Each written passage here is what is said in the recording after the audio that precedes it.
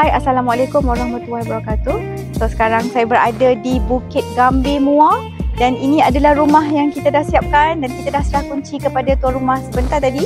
Okay, rumah ini ada 3 bilik tidur, ada 3 bilik air dan ada 1 surau.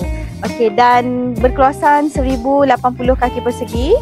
Okay, bukaan rumah ni yang saya berdiri sekarang, bukaan dia 39 kaki dan panjang ke belakang tu 32 kaki. So kita tengok dia punya design dia daripada luar, dia ada dua entrance. So entrance pertama kita gunakan safety door dekat bahagian sini. Okey, dan yang ini adalah entrance yang kedua. Entrance yang kedua ni kita guna sliding door. So nanti kita bawa masuk untuk you all tengok dalam dia macam mana design rumah Encik Nisman dan keluarga. Okey, jom.